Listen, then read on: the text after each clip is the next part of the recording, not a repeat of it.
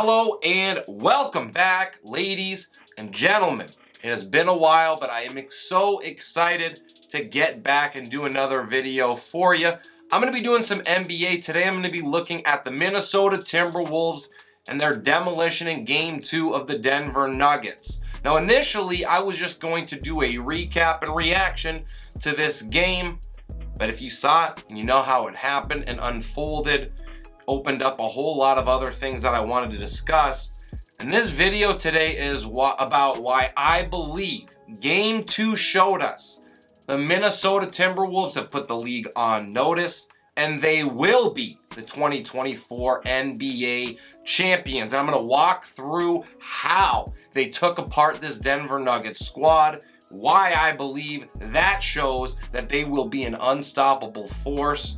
Of course, we're barring injuries, and take home the championship. I'm going to walk through and review this game and show how not just physically, but mentally, the Timberwolves dismantled the reigning defending champions and why they can do it to any other team that steps in front of them as they move forward in the playoffs. I believe that Game 2 showed us that the Minnesota Timberwolves are absolutely lethal. And if you are new to watching this team, what you saw may have surprised you. I've watched a ton of Timberwolves basketball this season. Obviously, I was surprised a little bit that they were able, to the extent that they did, demolish Denver. But this defense is legit, and it always has been. They were the #1 defense in the NBA all season long for a reason. So like I said, I'm going to be breaking down how the Timberwolves dismantled Denver's confidence and proved that they will be the champions in 2024. We're going to start in the first quarter, about midway through it. And this is Anthony Edwards showing absolutely incredible body control through the paint. He can score at will. Multiple defenders here try to stop and slow him down, and they cannot. He has the ability, and it's critical as the Timberwolves move forward in the playoffs. He has the ability to get a bucket for himself, basically at will. If he wants to get his shot, if the Wolves need a shot, Anthony Edwards proves time and time again he can get it done. Let's move a little bit further into this game. 4:15 to go in the first quarter. This is Aaron Gordon really carrying this team. I believe and have believed that Gordon is an X factor for the Denver Nuggets. When he is on fire and playing well, it usually means that Denver is playing well as well. And here's another three by him. He just had 13 of Denver's 17 points at this point in the game. So it's 18-17 Wolves at this point, even with Gordon playing out of his mind. Now we're gonna go once again to Ant-Man and see what he does with the ball in his hands, regardless of how physical the defenders may be on him. This guy finishes with contact, just going through the lane without issues, strong at the rack, and being able to finish over the MVP with Aaron Gordon right there.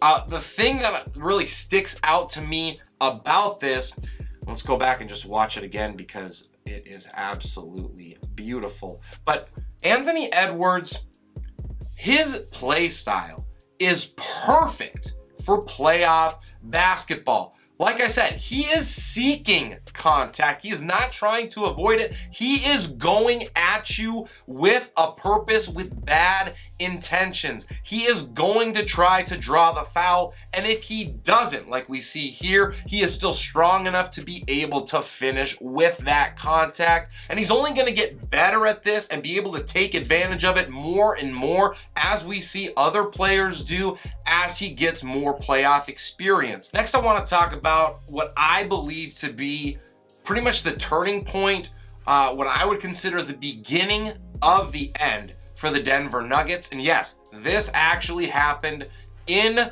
the first quarter. So this is Nuggets head coach Michael Malone, I would basically say, throwing a tantrum after Ant took it to the rack there and finished through contact. You can see he is getting in the face of the official. He is having to be restrained. It's pretty insane to me how animated, how upset Malone is throughout this entire process. And Reggie Miller on the cast talked about the restraint the ref showed. Honestly, it's just weakness to not call it technical there.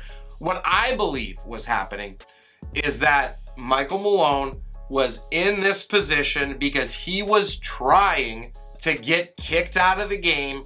He was attempting to invigorate his team because he was witnessing what we were all witnessing, and that was the Denver Nuggets slowly but surely slipping and that mentality breaking down, I would say. And so he's trying to motivate his team by getting ejected in this moment.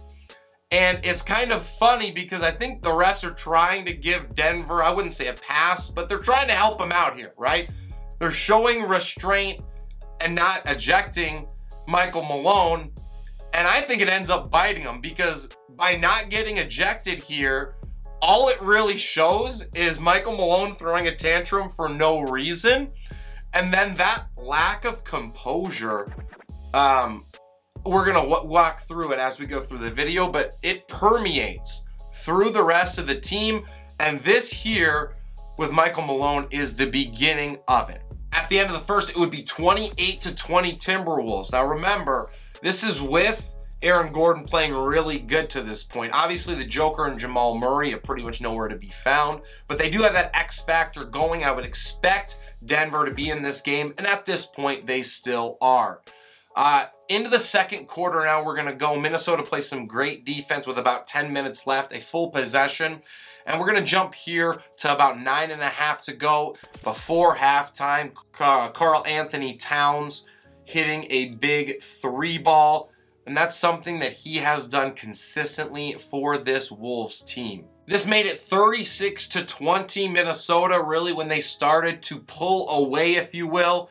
And remember, Karl Anthony Towns is just newly coming back from a meniscus tear in his knee. And he is maybe playing the best ball he has all season after returning from that. And I don't think that that should be overshadowed with all the other great things that the Minnesota Timberwolves are doing. Now to 8:04 to go in the second quarter. We see Naz Reid hitting a 3. It makes it 42-22 Wolves. That 20-point lead remains. And I wanted to highlight this because Naz is going to be in the rest of this breakdown consistently for not just his offensive production, but his defense as well. He is an underrated weapon for the Timberwolves, really the Aaron Gordon of Minnesota, if you will. We'll see it 6:10 to go in the second quarter, where the Denver Nuggets are just visibly frustrated as a team, and it's for a variety of reasons.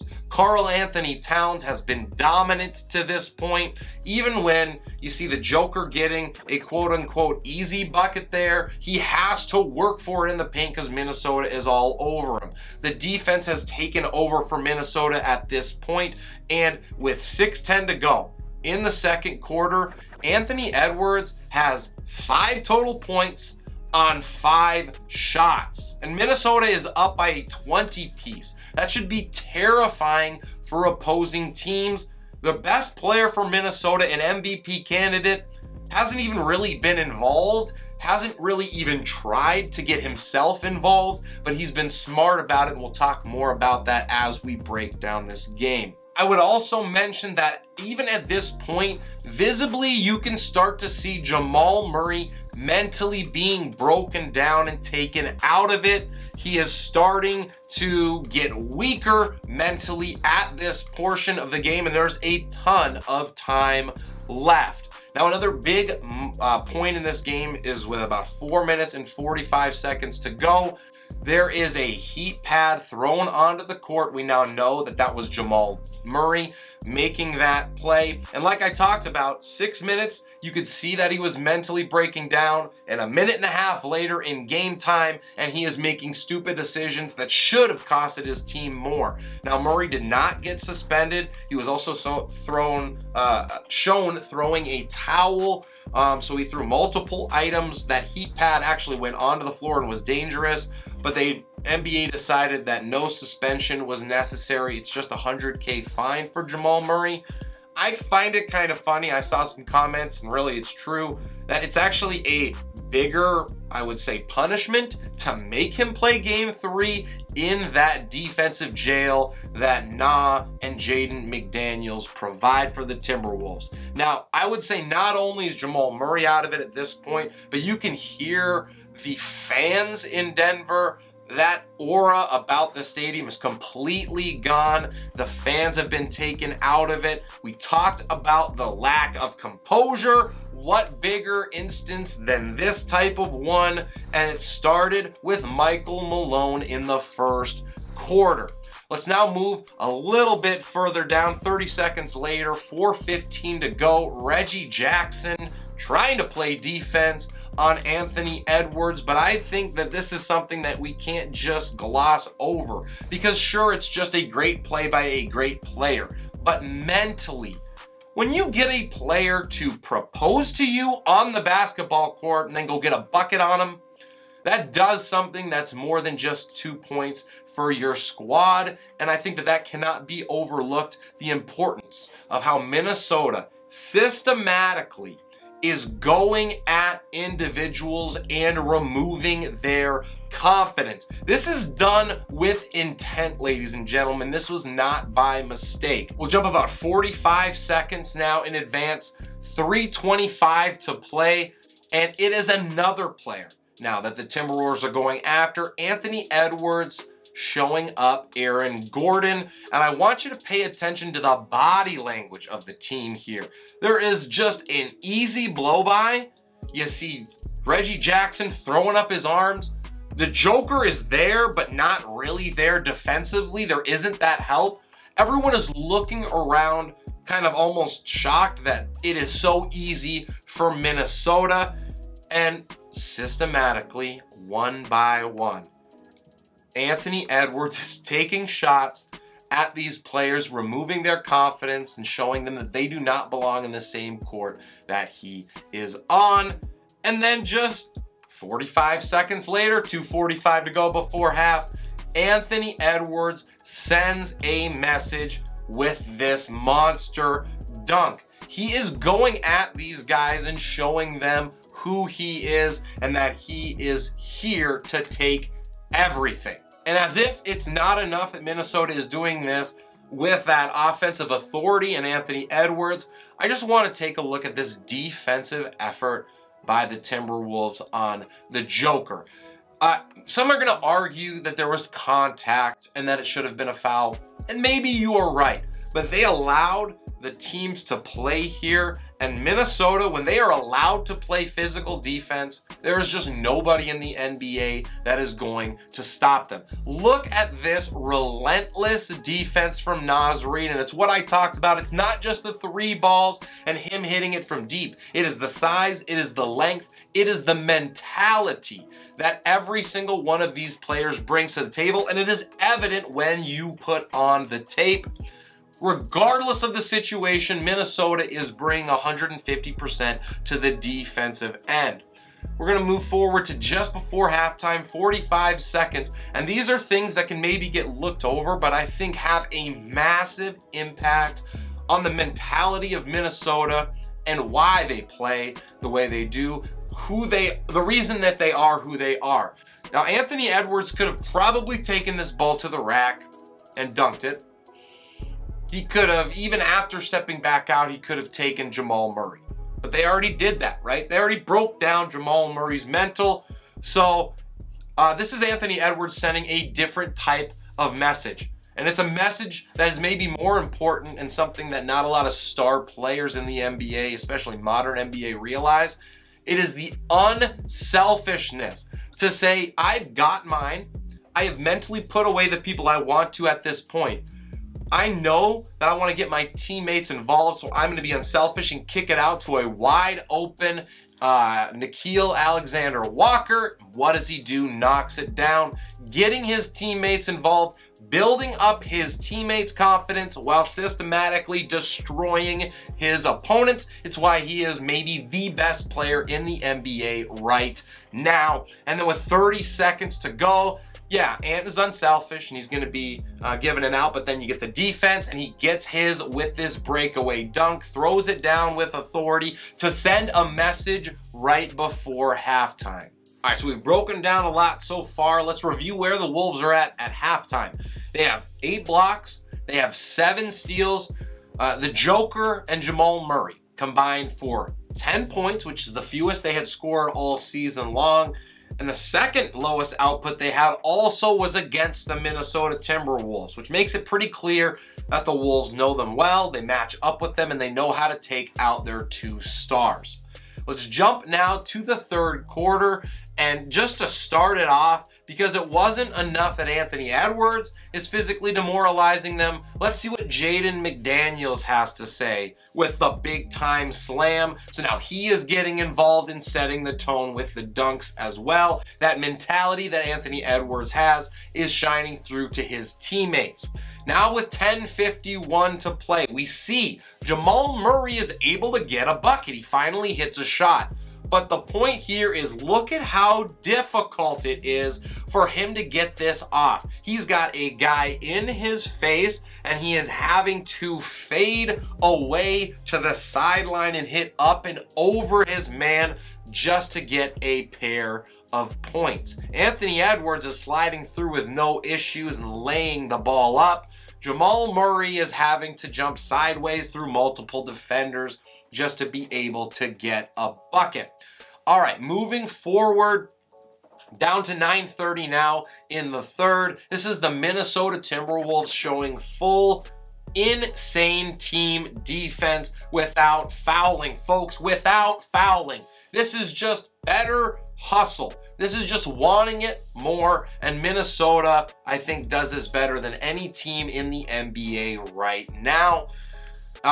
Just after this, about a minute later, I don't have the footage, but one of the best defenders in the NBA, Jaden McDaniels, picks up his 4th foul and he is pulled. So he really only plays about 3.5 minutes in the third quarter before he is out. That's a pretty big blow to the Minnesota Timberwolves. I believe he is a top 5 All-NBA defender. If you watched him play enough, you probably would think the same. So who comes in for him? It's Nickeil Alexander-Walker. And I bring this up because he is an excellent fill-in for Jaden McDaniels, and we're going to see why here. Not only can he not skip a beat defensively, but he also can hit big buckets and timely shots. And we're going to see him pull up for a 3 in the smooth stroke right here. Once again, defense is slow getting back for Denver, something that Minnesota has not had happen all game long. Now to 6 minutes to go, we're halfway through the third quarter, and Naz Reid once again makes himself known. He, at this point, after making this shot, is 4 for 5 from 3, and it puts the Wolves up 78-46. 78-46 on the road in Denver, ladies and gentlemen. The Timberwolves are up by 32. And the biggest point here is there are too many weapons for Minnesota, Naz Reid just being one of them. The Timberwolves would finally call a timeout, their first of it, with 5:03 to play. At this point, the Nuggets had just 2 left, and this is with 5:03 to go in the third quarter. Now, in that timeout, I bring it up because Aaron Gordon, who we talked about being mentally destroyed, gets a technical and has to go to the bench after arguing with the refs during that Minnesota timeout. Once again, showing lack of poise, lack of overall team leadership, and lost composure that can be traced back to the first quarter. Now we go to 4:28 to go. This shot by Anthony Edwards is just lethal. This kid is an assassin. not just physically, but mentally, and we're gonna see it here. He's got 3.8 left in the shot clock. Doesn't have a shot. The defender knows that the clock is running out. He even gets help. Michael Porter Jr. is coming in and saying, I got you, bro. I got you. We're gonna go 2-on-1 with 3 seconds left for Anthony Edwards. It's gonna be fine, but it's not fine. This fadeaway is filthy from Anthony Edwards. Remind you of someone.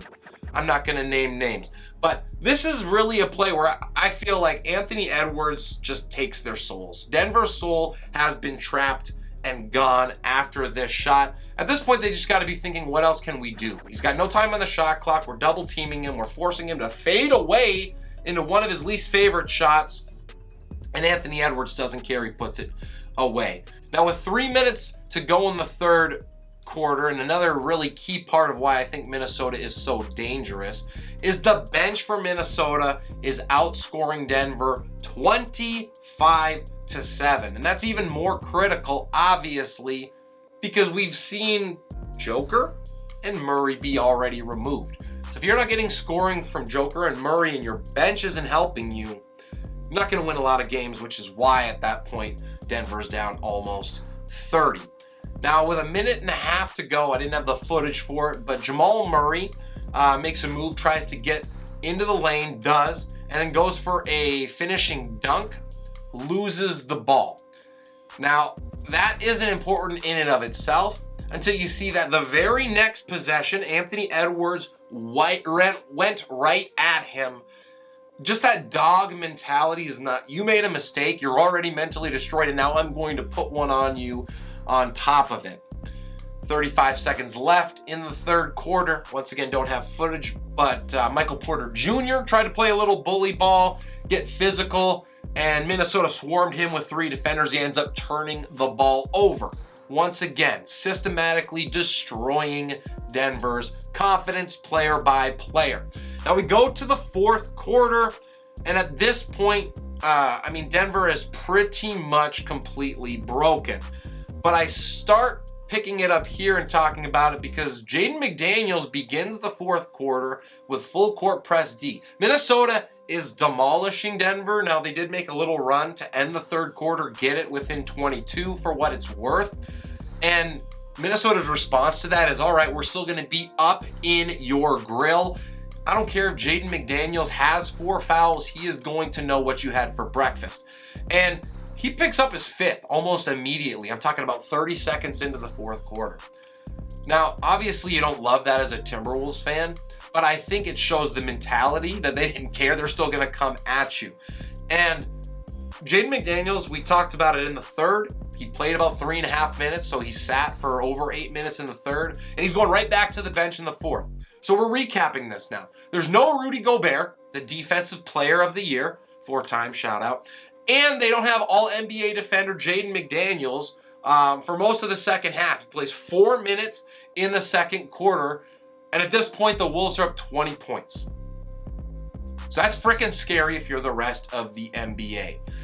Let's move forward to about 10:20 to go now in the game.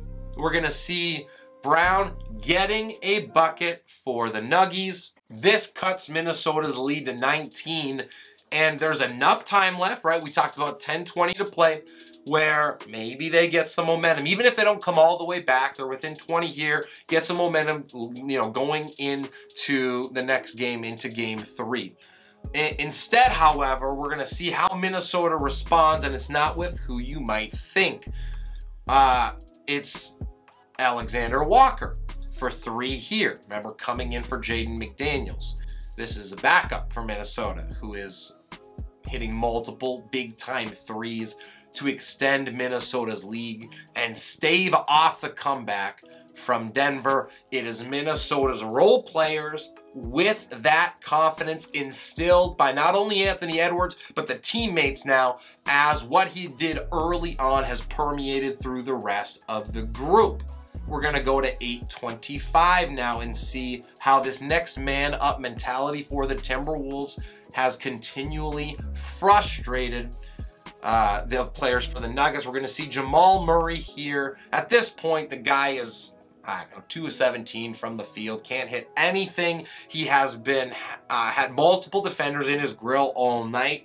And this is his low-class response to it. You see the massive elbow he throws at the face of Alexander Walker.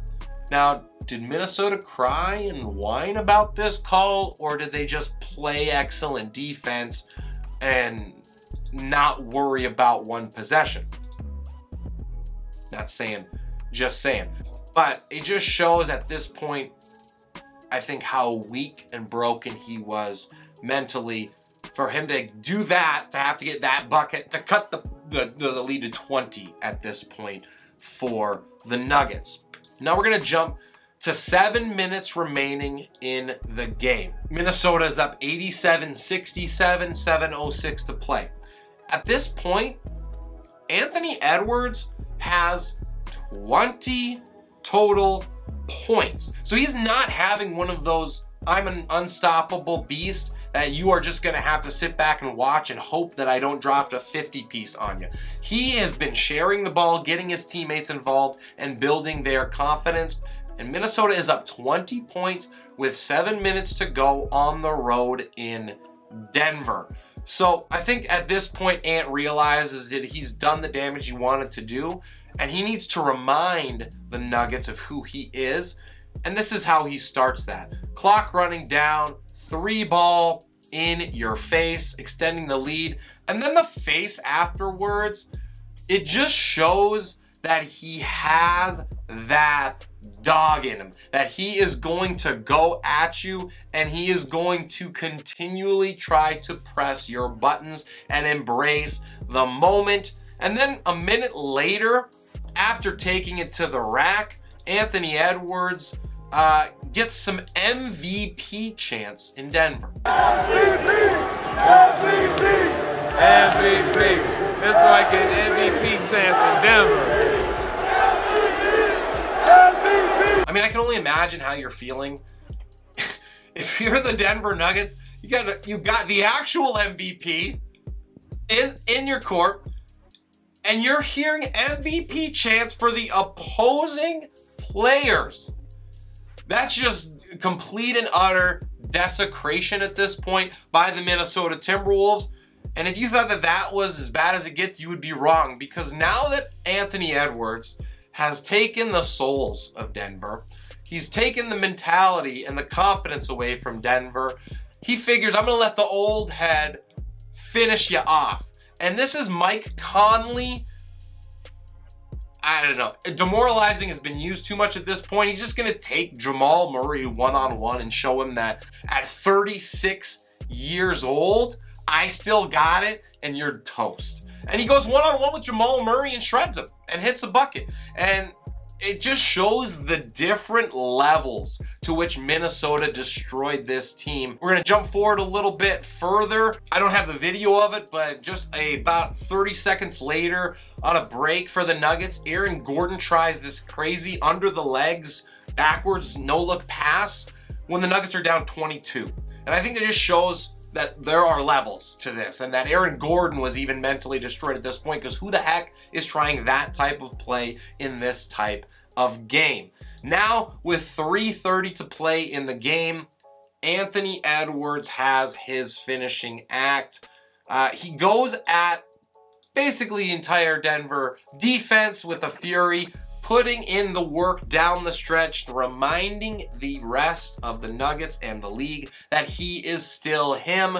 So after having that 20 points with 7 minutes to go, over the next 3.5 minutes we see here, Anthony Edwards goes for 7 points. That's what he would finish with, because the Nuggets would empty the bench down 99-75. After this play by Anthony Edwards, they basically said, we've had enough, we're gonna throw in the towel. Now the Wolves and their fans hadn't, because with 30 seconds left, the Timberwolves fans that remained were cheering Wolves in 4. So I think that was kind of the cherry on top for Minnesota after systematically destroying Denver mentally, physically, emotionally, is that with 30 seconds left, the people that were remaining were crazy enough to chant Wolves in 4. on the road. So the final here in Minnesota, 106-80, a new season low in scoring for the Nuggets, and I firmly believe Minnesota went into this game with the mentality that we're going to be without the Defensive Player of the Year, and that's not going to matter, and we are going to show them why it's not going to matter. And then they did that, and they did it over and over in a variety of ways, unselfishly on offense and relentlessly on defense. The Timberwolves led by as many as 32 points in this game. They are undefeated, a perfect 6-0 after their sweep with the Suns in the playoffs. And these are some of the main reasons, after recapping the game, why I believe the Timberwolves are going to win it all. Now, Minnesota had the third best road record in the NBA this season. They have no fear going into any environment, and they also just swept the defending champions on their home court in the first 2 games of this series, further proving that they have no fear anywhere.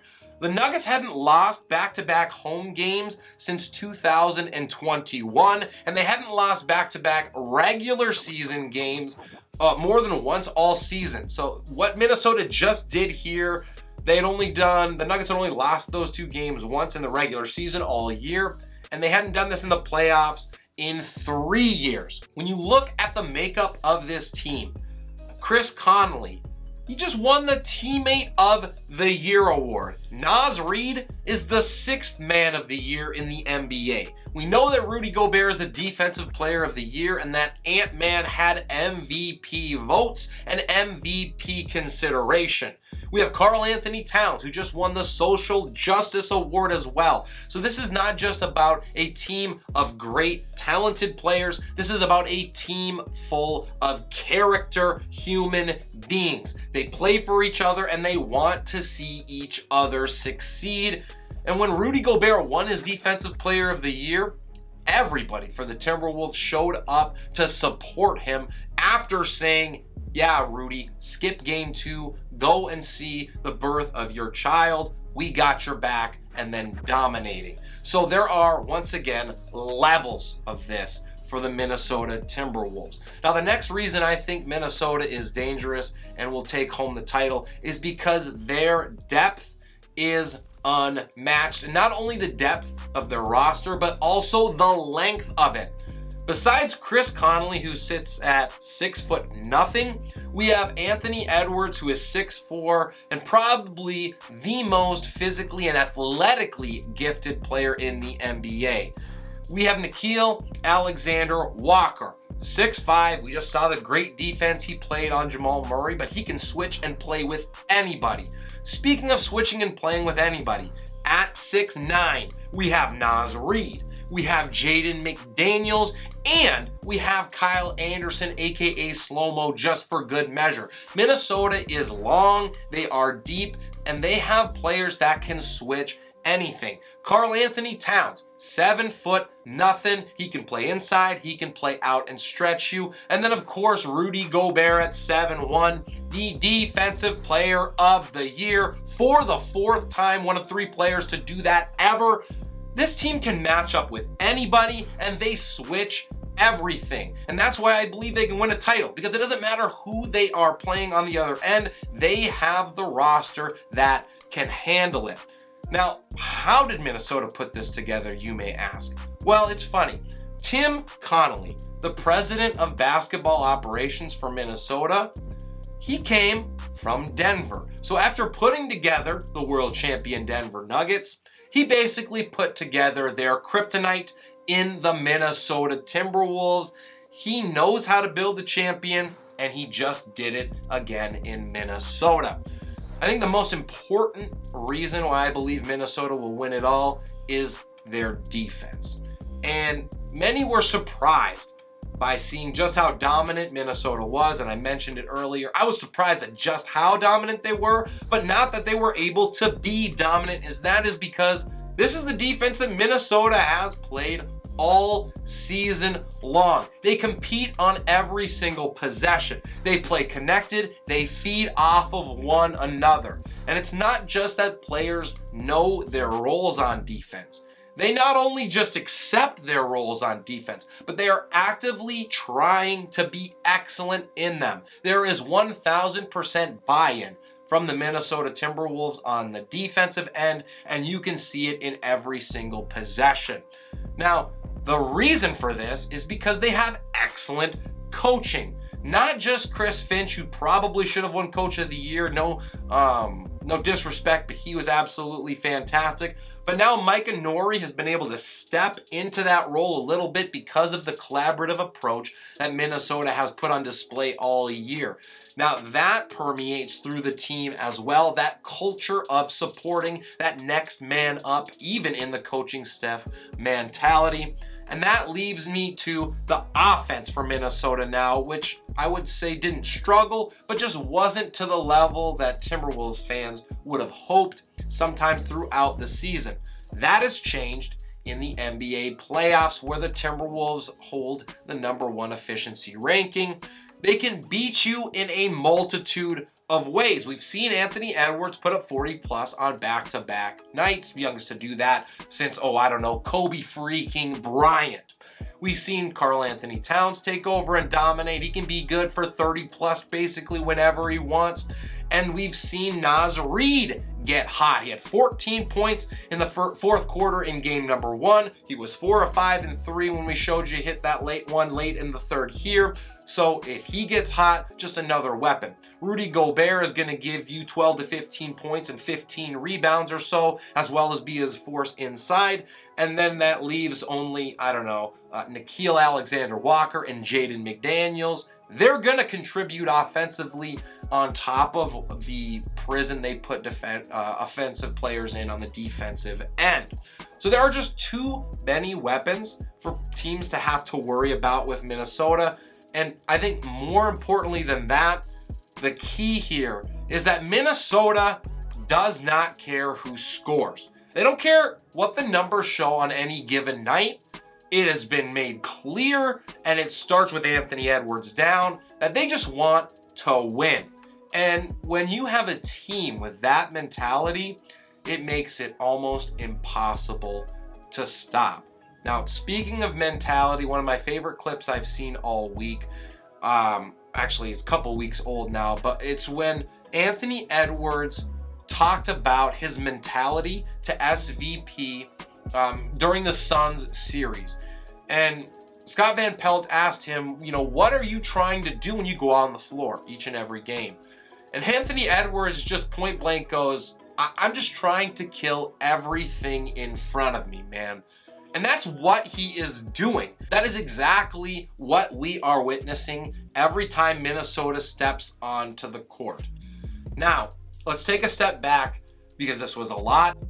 And the reason I'm putting out this video, a couple days after the game, is because I didn't want my initial reaction to be a massive overreaction. And you may be watching this video and thinking that this is an overreaction right now. And to an extent, yeah, you might be right. This could be an overreaction still. But I would argue that that does not mean that I am wrong. We have seen weaknesses and lulls with every other team in the NBA playoffs. The Celtics just lost a game at home by over 20. They have lost a game in every series they've been in so far, and they were the most dominant team in the NBA season long. Oklahoma City just lost by 20 points to Dallas, losing that home court. So they showed some weakness as well. Minnesota has the most complete roster in the NBA, which we just talked about. That size, that length, the ability to stretch your defense with the 3-ball as well from multiple players. They are relentless. They are well coached, and they are completely locked into the task at hand. And at the end of the day, when all is said and done, they have maybe the most important piece, and that is the alpha in the NBA, Anthony Edwards, who can and will take over whenever is necessary. Because of all these factors, I firmly believe the Minnesota Timberwolves will be the 2024 NBA champions. I would love to hear your guys' thoughts, not only on the game, but on who you think could perhaps compete with Minnesota and give them fits as we move deeper and deeper into the NBA playoffs. Please drop your comments and questions down below. The engagement is what I love about creating content for you guys, and I want to get that conversation going. So let me know what you think. Please like the video if you haven't already, and subscribe as well. We are oh so close to going for 1,000 for Relentless Press. If you hit that button, you can join us in the journey. It would help so very much. Once again, thank you for your time. I cannot wait to be back for another video soon. This is Relentless Press. I am your host, Abraham Opatz, and I will see you next time.